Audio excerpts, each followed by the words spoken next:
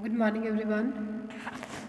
BEd आज हम बात करिए पेडागोजी ऑफ इकोनॉमिक्स के बारे में, यानी कि अर्थशास्त्र शिक्षण के बारे में। इसमें हम बात करेंगे एम्स एजुकेशन हम लोग पढ़ चुके हैं। आज हम बात करेंगे कि जब सेकेंडरी एजुकेशन होगी, यानी कि सेकेंडरी लेवल पर माध्यमिक विद्यालय पाठ्यक्रम में अर्थशास्त्र का क्या स्थान है, या यूँ कहिए कि हम क्या पढ़ेंगे importance of economics in secondary school curriculum. जब सेकेंडरी माध्यमिक विद्यालय में अर्थशास्त्र जो है किस तरह से बच्चों को पढ़ाया जाता है और उनके क्या क्या उद्देश्य रहेंगे, इसके बारे में बात करते हैं। ठीक है, देखिए पहले जो था इकोनॉमिक्स इन 19वीं शताब्दी की बात करते हैं हम लोग, तो एक अलग विषय के रूप में से नहीं पढ़ाया जाता था।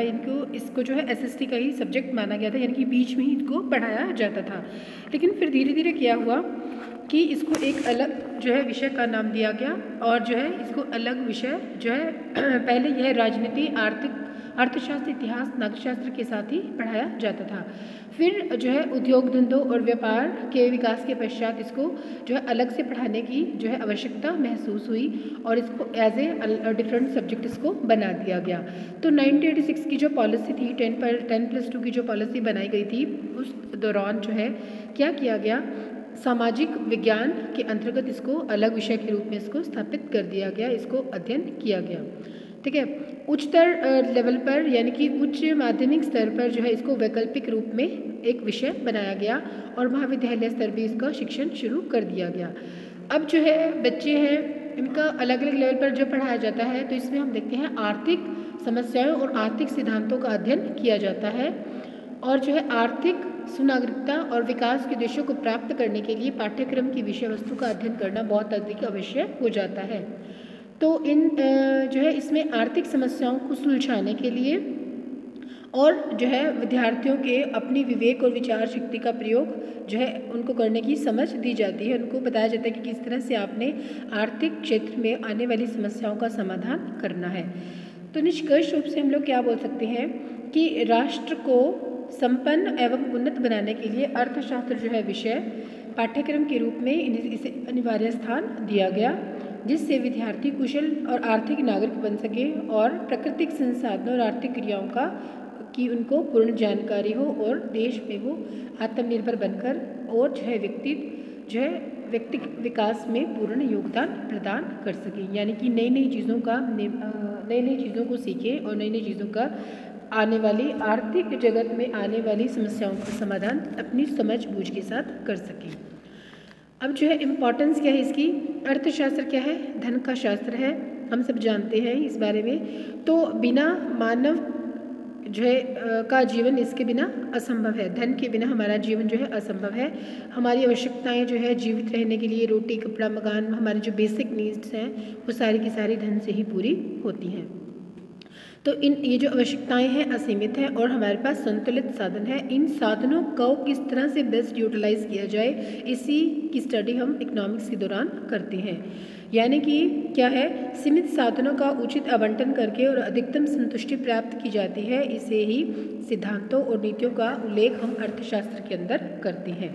अब है एजुकेशनल इम्पॉर्टेंस ऑफ इकोनॉमिक्स। क्या है इसकी इम्पोर्टेंस? नंबर 1, इससे विद्यार्थी आर्थिक सुनागरिकता के लिए प्रशिक्षित हो जाता है, यानी कि इसके बारे में वो तैयार हो जाता है।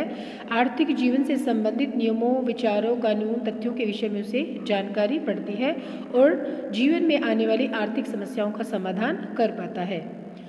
यह विद्यार्थियों में उनके चारों ओर आर्थिक वातावरण से समायोजित होने की क्षमता उन्हें प्रदान करता है, यानी कि बालकों के अंदर चिंतन शक्ति, विवेक शक्ति और सोच समझने की शक्ति का जो है विकास इसके अंदर होता है।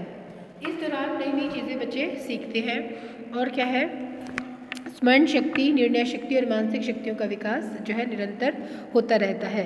और क्या होता है कि समाज की, राष्ट्र की और विश्व की समस्याओं को सुलझाने की जो है क्षमता पैदा हो जाती है। उनको अवसर मिलता है समझने का, जो है उनका दृष्टिकोण जो है व्यापक हो जाता है। राष्ट्र स्तर पर और अंतर्राष्ट्रीय सद्भावना का विकास हो जाता है। ठीक है, अब हम बात करते हैं इसकी इम्पॉर्टेंस क्या है, प्रैक्टिकल इम्पॉर्टेंस क्या होगी इकोनॉमिक्स की, हम इसको क्यों पढ़ेंगे प्रैक्टिकली जब हम बात करेंगे। नंबर 1, विद्यार्थियों जो है व्यवसाय के चयन में सहायता उन्हें हेल्प करता है। पारिवारिक धन संबंधी व्यवस्था के विषय में कुशलतापूर्वक निर्णय ले सकते हैं। कुशल उपभोक्ता वितरणकर्ता के निर्माण में सहायक होता है। सामाजिक और राष्ट्रीय समस्याओं का हल ढूंढने में सहायता मिलती है। आर्थिक जीवन में आने वाली समस्याओं को सुलझा सकते हैं। और क्या करते हैं, समाज सुधारकों और राजनीतिज्ञों को इसके अध्ययन की समस्याओं को समझाने व हल प्रस्तुत करने में सहायता मिलती है। अर्थशास्त्र अध्ययन का उद्देश्य ज्ञान और विषय को प्राप्त करना है, साथ में व्यवहारिक और सामाजिक जीवन के लिए मार्गदर्शन भी प्रदान करना है। यानी कि आर्थिक क्षेत्र में समस्याओं को किस तरह से सुलझाया जाता है, यह समझ हमें अर्थशास्त्र से मिलती है। प्रोफेसर पिगू ने इसके लिए क्या कहा है, अर्थशास्त्र प्रमुख रूप से मानसिक व्यायाम अथवा सत्य के बारे में ज्ञान प्राप्त करना नहीं, वरन नीति शास्त्र का दास एवं व्यवहार का सेवक है। यानी कि अर्थशास्त्र में हम लोग क्या देखते हैं कि व्यक्ति और समाज दोनों के लिए क्या महत्वपूर्ण है, किस तरह से मनुष्य को समाज में रहना है और सीमित साधनों का प्रयोग करते हुए अपनी आवश्यकताओं को पूरा करना है। और जो है समाज में जो व्यक्ति उत्पादन में लगे हैं, यहाँ से वो ये निर्णय लेते हैं कि क्या उत्पादन करना है, कितना करना है, किस लिए करना है और कैसे किया जाए। इन सब प्रश्नों का उत्तर उन्हें अर्थशास्त्र में मिलता है। इसमें क्या है, अर्थशास्त्र में उत्पादन एवं विनिमय संबंधी विषय वस्तु का ज्ञान हो जाता है उन्हें। व्यापारियों की मांग और पूर्ति का पता चलता है। बाजार के बारे में नॉलेज हो जाती है, मार्केट क्या है इसके बारे में पता चलता है। प्रकृति पर इसका क्या प्रभाव पड़ता है, राष्ट्रीय अंतर्राष्ट्रीय बाजार, उनके विषय में ज्ञान अध्ययन का जो है नॉलेज हो जाती है। अतः एक कुशल उपभोक्ता, कुशल उत्पादक और कुशल व्यापारी बनने के लिए अर्थशास्त्र का ज्ञान होना बहुत अधिक आवश्यकता है। तो क्या है, बहुत सारी समस्याएं हैं हमारे समाज के अंदर, जैसे कि हम जानते हैं आर्थिक प्रगति में बाधक है, गरीबी है, कृषि है, जनसंख्या है, बेरोजगारी है, समाज में अनेक जो है समस्याएं व्याप्त है, आर्थिक विषमता है, बीमारी, उद्योग की समस्या, उद्योगों का विकास। तो इन सब समस्याओं का हल हम किस में करते हैं, अर्थशास्त्र के दौरान करते हैं। यानी कि इन सब प्रॉब्लम्स का सोल्यूशन हम अर्थशास्त्र में ढूंढते हैं। और बड़े बड़े जो अर्थशास्त्री हैं वो क्या है, उनके ज्ञान का प्रयोग करके हम क्या है, उनके जो अर्थशास्त्री रहे हैं जिन्होंने इसके बारे में अपने विचार प्रस्तुत किए हैं, उनकी नॉलेज को यूज़ करके बाजार से संबंधित मांग, समय, कीमत, इनसे संबंधित समस्याओं का समाधान करते हैं। ठीक है जी। अब हम बात करते हैं सैद्धांतिक महत्व के बारे में। इसका बहुत अधिक महत्व है, यानी कि थ्योरेटिकल इम्पॉर्टेंस ऑफ, पहले हमने बात की प्रैक्टिकल के बारे में, अब हम बात करते हैं थ्योरेटिकल क्या इम्पॉर्टेंस है इसकी। इसमें हम क्या है, कुछ नियमों का अर्थशास्त्रियों के द्वारा नियमों का प्रतिपादन किया गया है, इन नियमों सिद्धांतों का अध्ययन करते हैं, उनके व्यवहारों के बारे में अध्ययन और विश्लेषण करते हैं और समाज में आने वाली समस्याओं को किस तरह से जो है दूर किया जाए इसके बारे में जानकारी प्राप्त करती है। उदाहरण के लिए मुद्रा प्रसार, यानी कि इन्फ्लेशन हो गया, डिफ्लेशन हो गया, आयात निर्यात, इम्पोर्ट एक्सपोर्ट पॉलिसीज़ क्या है, पॉपुलेशन किस तरह से बढ़ रही है, पॉपुलेशन डेंसिटी क्या है, इकोनॉमिक डेवलपमेंट क्या है, इन सब चीज़ों को डिटेल में स्टडी करते हैं। और क्या है, बालक की आंतरिक क्षमताओं का विकास किया जाता है और जो है मानसिक और शारीरिक क्षमताओं के विकास के साथ साथ नैतिक क्षमता का विकास भी हो जाता है। तभी बालक जो है तभी एक अच्छा नागरिक, एक अच्छा विचारक, कुशल उपभोक्ता, कुशल उत्पादक और जो है कुशल नागरिक बन पाएगा जब उसे अर्थशास्त्र के विषय में नॉलेज होगी। या यूँ कहिए कि जब हम अर्थशास्त्र शिक्षण को महत्वपूर्ण स्थान देंगे, उसको एज सब्जेक्ट उसको लगाएंगे और बच्चों को इस विषय में नॉलेज देंगे और वो अधिक से अधिक जो है ज्ञान प्राप्त कर पाएंगे। इसे ही हम क्या कहेंगे, अर्थशास्त्र शिक्षण इसे कहा जाएगा।